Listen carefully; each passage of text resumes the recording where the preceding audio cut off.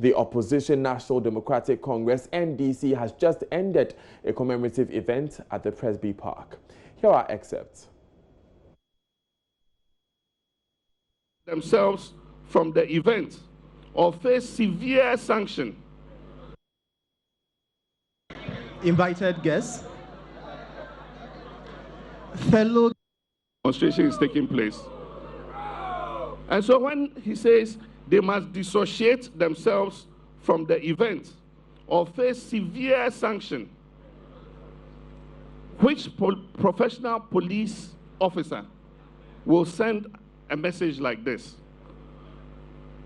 It shows the bastardization of the institutions of state that have taken place under this NPP administration. Of course, NDC is coming. We will reform the police service.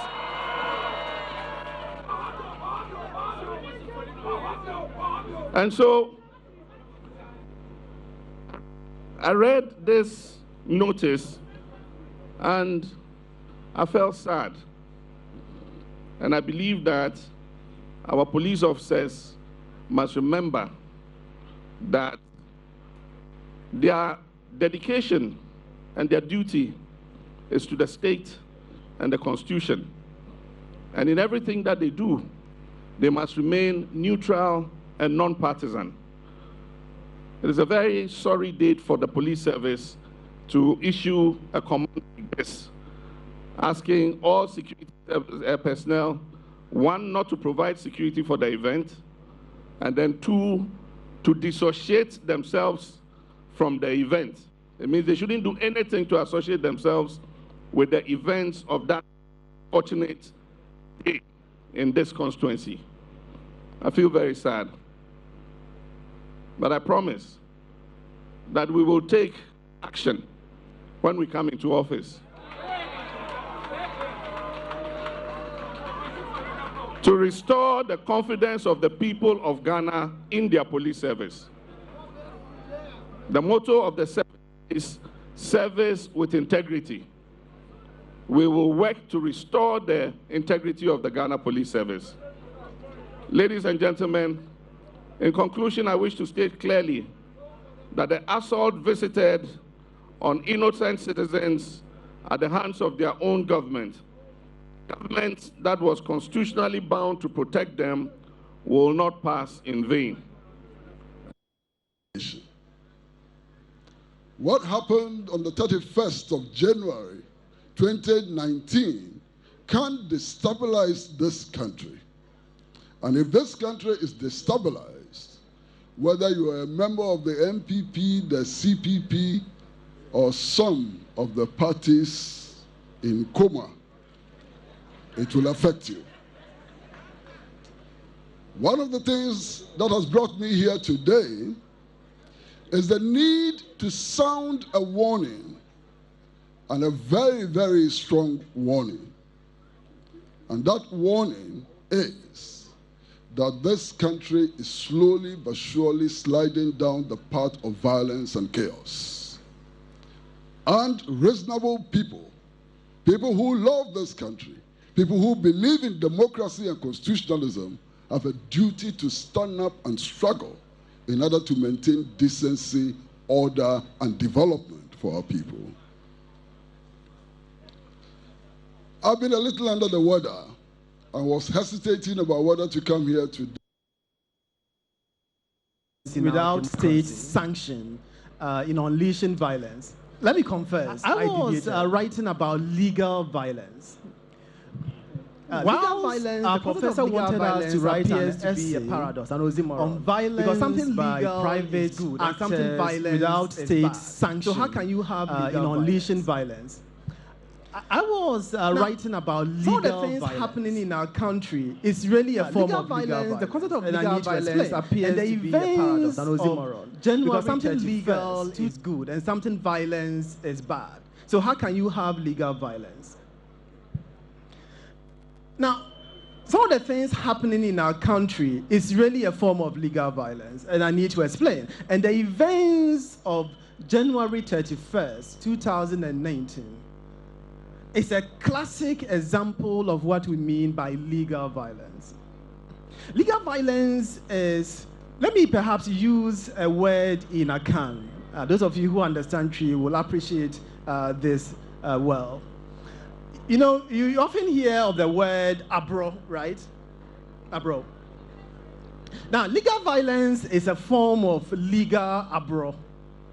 Now, what is meant by legal abro? Now, legal abro is where somebody who uses public office or state authority now uses the law in a manner that basically defeats the purpose of the law. So the person is using the law in bad faith.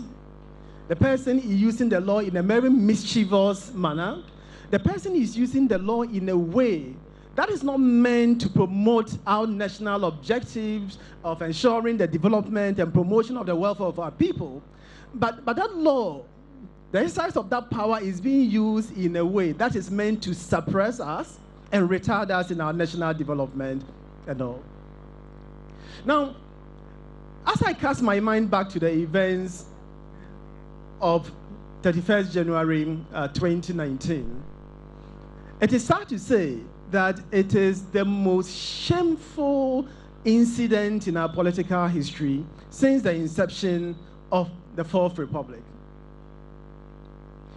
There is no other event since the Fourth Republic, no other political event since the Republic that can measure in scale, magnitude, the level of violence and lawlessness that we saw on that sad day.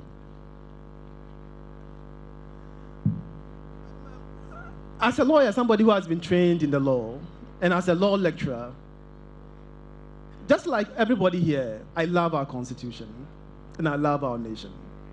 And I think the surest way to ensure that we Ghanaians live in peace is when we uphold our constitutional duty that we must defend this Constitution. You find this in Article 3 of our Constitution. We must defend and promote the Constitution and the law. And the way that we do it is for us to talk about the event that happened on January 31st, 2019. I'm going to briefly talk about the work of the Commission, its legal significance, not only for what happened on that day, but its legal significance going forward.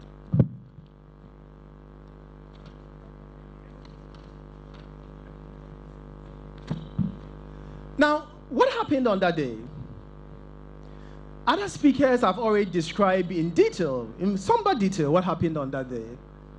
But let me summarize it by saying this is the first time in the history of the Fourth Republic that we have open, reckless, and shameful display of.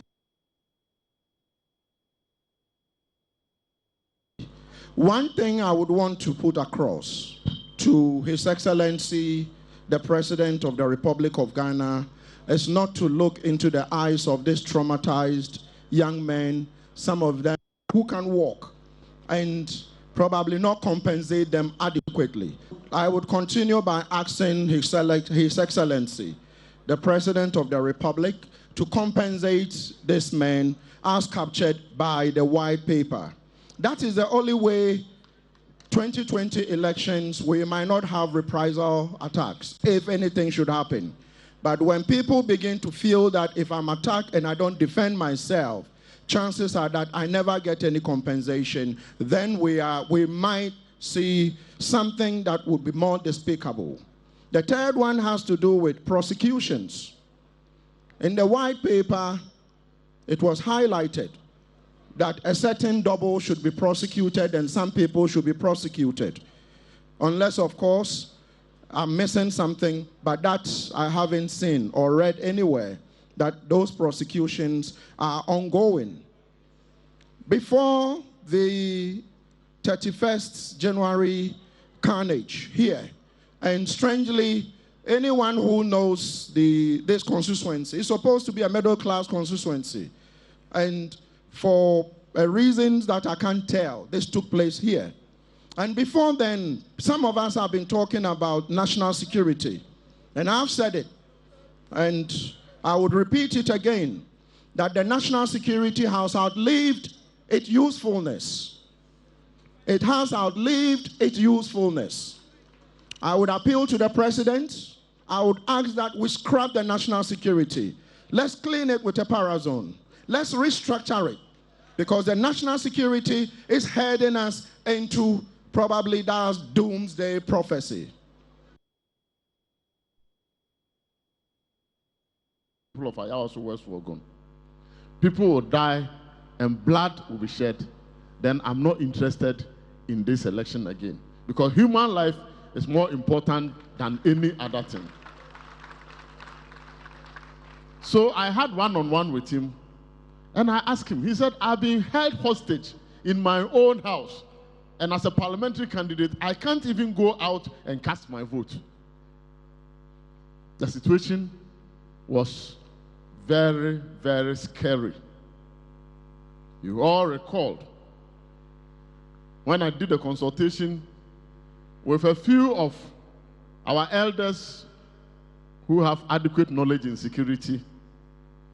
The decision was taken that it will be better for us to withdraw from this election than to go ahead and get as many people hurt, maimed, and even killed because of political power. We will not do that. I had the unpleasant duty of announcing the withdrawal of the NDC from the by-elections. Initially, I received scathing attacks, and momentarily, I even wanted the earth to open up and swallow me so that I will not be in this world again. Because people who were not at the scene and people who had not witnessed what was happening in their comfort of their homes and wherever they are could just call and use words that it hasn't been used on me before. But they say, he who feels it knows it.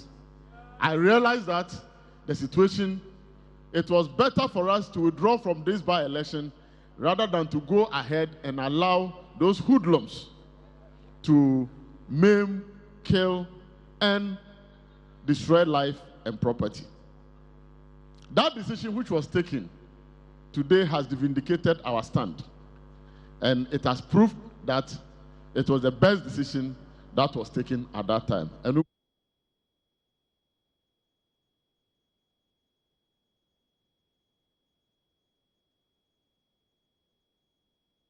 we stay with matters having to do with the opposition NDC, and former President John Mahama says 13 billion cedis more is needed to complete government's banking sector cleanup. Mr. Mahama, during a Facebook Live broadcast on Thursday, said 15 billion Ghana cedis approved by Parliament to support the cleanup has not served its purpose due to government's mishandling of the exercise. My colleague Northern Akwa Hayford posed a question on whether he regrets taking Ghana to the IMF. Listen. If you were in that position, it's not just assurance you would have given to Ghanaians who are waiting for their money. Well, I think that the president should be truthful with Ghanaians and give them a realistic time frame for recovering their monies. Because we're in an election year, he's creating the impression that Ghanaians are going to receive their monies this year. Everybody wants his money in the shortest possible time. And the president says, we'll pay you your deposits in full. That's what he said. And yet, if you look at the budget, there's no provision for paying. And if you look at the quantum of depositors, claims that have to be reimbursed, there's no way that these can be paid this year. And so the president should come out clean with Ghanaians and say, look, we can't pay you all this money this year. We'll try to reach this percentage of this year, and then we'll spread the rest over a certain period. Unfortunately, he hasn't done that. He hasn't given the time frame. So you're going to have a situation where getting to September, October, people haven't seen their monies. Because right now, the maximum they're paying is 20% of depositors' claims. 20,000 of 20,000. So if you have 1 million, you get 20,000. If you have 500,000 or you're 100,000, you get 20,000. And it's going to create, some dissonance with people when they realize that government is not in a position to pay them as quickly as they want. And I think that the president should come out clear and let people understand what the situation is. But the other point you made. Yeah, what the deficit as it is now. Yes, yes. The Fiscal Responsibility Act was passed. Yes. And nobody forced the government to pass the Fiscal Responsibility Act. They went there and passed it and capped fiscal deficit at 5%. And there are penalties in there for breaching the 5% fiscal deficit. And so the finance minister is in a bit of trouble. If it turns out that the fiscal deficit is 7%, then he must submit himself to the laws of Ghana and pay the sanction thereof. And so the law has been passed by Parliament. I don't think that anybody is going to amend it and increase the deficit. It's there, it's 5%. And so it means that he's breached the Fiscal Responsibility Act, and he must submit himself to the will of the people of Ghana. What would you have done if you were the president? What would you have done to your finance? I would have abided by the law. Now, the Office of the Secretary to the President has released a statement on the arrest of the NDC Communications Director, Sammy Gyamfi. Communications Officer, pardon me now. Let me give you excerpts of that statement which I have with me here. It says the attention of the Office of the Secretary to the President has been drawn to various commentary on social media that suggests that the complaint lodged against Sammy Gyamfi, the National Communications Officer of the NDC, by the Secretary to the President with the Criminal Investigations Department is born out of revenge and/or malice, or is politically motivated. That suggestion is erroneous and should not be entertained at all.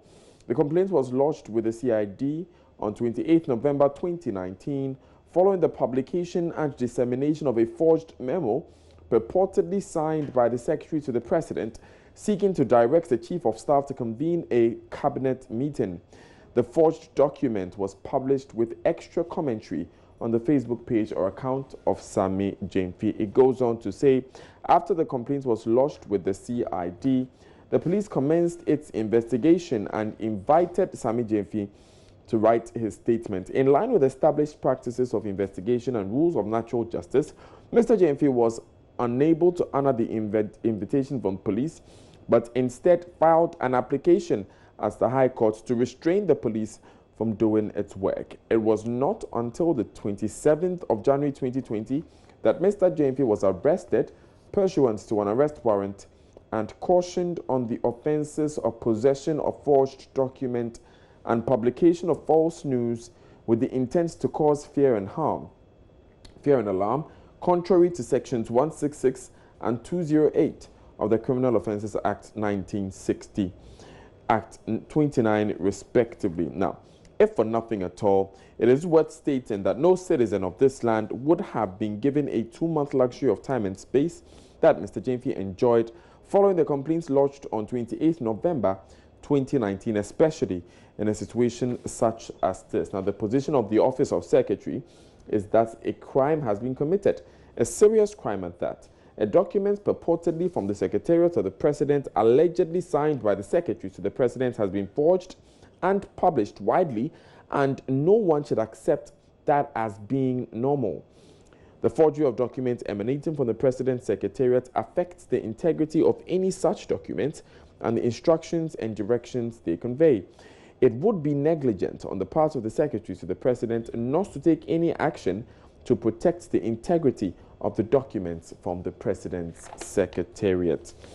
They end by saying in the final paragraph, we will therefore encourage the media, social commentators, and especially political actors to respect the police and other investigative bodies and assist them to do their work rather than hindering them and making all sorts of unwarranted and baseless suggestions. Now, as citizens, we all have a duty to protect the credibility, integrity, and sanctity of official documents coming from the High Office of President of Ghana.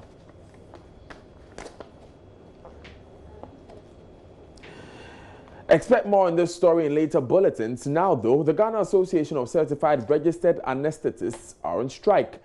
The association say it wants the Medical and Dental Council to back down on a move to introduce a new curriculum that will end up taking them back to their status quo. According to the association, the new standardized curriculum set to be introduced by the Medical and Dental Council would end up awarding them BSc physician assistants, anesthetists, instead of what they are currently being awarded, BSc anesthesia. The association says they will not back down on their demands until the Ministry of Health intervenes and withdraws the new curriculum. Joining us on phone is Barnes AEC, Vice President of the Ghana Association of Certified Registered Anesthetists. Mr. AEC, so this strike is over the naming of the program? Yes, good afternoon, sir. In fact, as you rightly put it, the strike, because of the way the Data Council has introduced the new harmonized curriculum, which is going to award a BSc physician assistant anesthesia instead of the already existing BSc anesthesia. So that is why we have embarked on the strike. What is the significance of that change of name? Well, in our jurisdiction, the Ministry of Health, anytime you have an assistant in your name, it carries applications. Assistant simply means somebody who offers help to a substantive practitioner. For that matter, our training, we are not trained to assist anybody. We are on our own. We administer anesthesia based on the patient's fitness after we have done a thorough pre-operative assessment of same. However, we are also to do all the professional activities within a certain range of standards. So you feel that your job is not to be an assistant, and so the program should not be called physician assistant anesthesia? At all. Great. Mr. AC, some would say that the customers or the sick people that you have to treat will not mind this name, and so this issue does not warrant an action as grave as a strike. Yes, the ordinary person may not understand it. It's because we have not been engaging the public. But you and I know that if you are an assistant, then it means there should be a substantive practitioner who you will go to assist. However, that is not the case. That's why we are saying that the Ministry of Health should tell the Medical and Dental Council to back down a so-called harmonized curriculum, which we call a grading harmonized curriculum that ends as a BSc anesthesia to the physician anesthesia they are trying to introduce now. You know, this thing was there before until we battled with it. It ended up in Parliament, and for that matter, Parliament finally agreed and passed a law giving us the BSc anesthesia. I was asking, I was asking Mr. AC that the people that you treat, they would be affected so adversely, and isn't their treatment more important than the name of the program? Yes, the treatment is as important as the name, because it is the name that is going to carry some sort of remuneration. So until the people understand, we have to educate the people, and that is what we are doing currently. Right. All we want is the ministry to tell the Medical and Dental Council to scrap off this degrading harmonized curriculum. But if you care to know, that the Medical and Dental Council has a register that is for specialists. So since they were our regulatory body, we expected them to create, to make room for such grading. Right. Instead, they have gone to make something which is demeaning, degrading to our group. So that is why we are calling for them to scrap it off. Thank you very much, Mr. Barnes AC, for joining us. He's Vice President of the Ghana Association of Certified Anesthetists. We go to education now, and the Jasikan College of Education in the Oti region has commenced construction of a hostel facility to make room for the intake of students for the 2020-2021 academic year. This was necessary as the institution won't be graduating students this year due to the introduction of a 4-year degree program at the colleges of education. Nonetheless, management of the college is handicapped in financing the project, hence called government and other organizations to support and to ensure timely completion of the project. Fred Kwame Asari has more. The Jasikan College of Education was established in 1952. It has produced quite a substantive number of teachers in the country. Though successive governments have made efforts to make available the needed logistics for a smooth training of students, the institution still has some challenges. The challenges include inadequate teaching and non-teaching staff, inadequate potable water supply, lack of office space, among others. Wisdom Nani Dogbe is the acting secretary of the college. So we need to fence the college. If there is a fence wall, I think that will solve the problem. At times you see animals from the forest, the mountain, or into. You can see some snakes, alligators, and so forth coming down. Even after you see monkey, they came around, and then they come around and later on run away. It's also a challenge. At times students see them, they run away. Water is the problem here. For now, we have only one borehole we are using as a school. We may need additional 3 or 4. Ladies block, no borehole there. If you can get 1 or 2 there, I think that will make it better for us. However, the lack of enough hostel facility is the most prominent challenge of the Jasikan College of Education. This has led to overcrowding in their hostels. A level 200 student, Eva Odoko Mensah, lamented the situation. Yeah, as for the heat is very, very severe, especially in the cubicle in which I am. This season, because it's summertime and the weather is a bit cold, that is when me like this in my cubicle, I can at least sit there for at least, let's say, 3 hours continuously, except in the night that you are sleeping. We need the assistance of all stakeholders involved so that at least the congestion in our cubicles will be lessened, and then students will feel free, and then be at least the ventilation is also quite important. The ventilation in there, because of the congestion, is very, very bad. It makes contraction of certain diseases very easily. Now, away from that, management of Opon Memorial Senior High School has petitioned the Omahini of Kokofo to use his eminent stool to influence governments to expedite moves to rehabilitate their only boys' dormitory, which was burnt to ashes Thursday morning. Over 300 students of Omes were displaced after fire gutted their boys' dormitory. Headmaster of the school, Groin Prince Charles, says all the affected students have been asked to go home for learning materials as they lost all their belongings in the fire.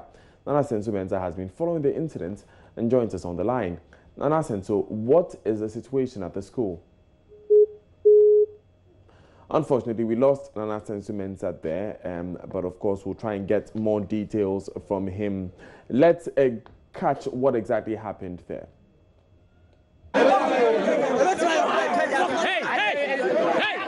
It is unclear what caused the outbreak, but eyewitnesses say it started about 11 a.m. and it took hours before firefighters arrived. Well, sir, I'm having a trouble in the trunk inside and also my mattress, but all of it have bent. How can I study? It affects my study, so I can't study, so we need help. And this is my trunk. And I want to cry. All my books is bent. Students have been counting their losses as they cleared the debris at the time the news team arrived at the scene. The whole thing happened in the morning, around 11:30. Yeah, I was in the office attending to official duties. and just had a call from one of the teachers, a distress call, that one of our boys' dormitory, the main boys' dormitory, is in flames. In fact, it wasn't easy at all for us. So we had to quickly rush to the place to find out exactly what was happening.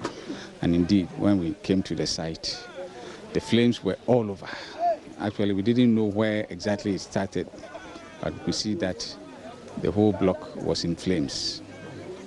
So we had to call in the fire service. And fortunately, they also came, but by the time they came, the fire has raised everything down. The students, their mattresses, their trunks, their books, their uniforms and everything burnt to ashes. And this is a very big blow to the school. We can now speak to Nana Sentumensah. Nana, what's the situation at the school? Yeah, Daniel, almost all the 300 students who were affected by the fire yesterday have been asked to go to the various homes to relax, to psych themselves up, and also collect money from their parents by new learning materials, because yesterday they lost all their belongings to the fire. So I'm standing at the main entrance of the school, and then I could see almost all the students, some of the students who are affected, coming out from the school one by one in twos, and then to board bars and then go to the various homes. Also, today, when I got to the campus, I also learned that the management of the school also petitioned the Mindful, that is Berimba, he's the overlord of Kokofu. The petition by the management to also impress on the authorities so that they can expedite process in terms of rehabilitating the bench dormitory. And the headmaster has been complaining that they already are in housing deficit in terms of classrooms and the dormitory. So this incident yesterday has really affected them. So talking to the headmaster, he told me that yesterday night, the students found it very difficult in terms of sleeping, because they were asked to press with some of the students, and then some of them were also asked to sleep in the classrooms. So in terms of cold, bad weather, and then mosquito bites. So Nana, the students had to share beds and also sleep in classrooms last night. Did I hear you ask for classrooms? Yeah, I'm asking, just want to get that clearly, that the students had to share beds and sleep in classrooms last night. Oh yeah, almost half of the 300 affected students slept in classrooms. They had to sleep in classrooms. Some of them also perished with other students.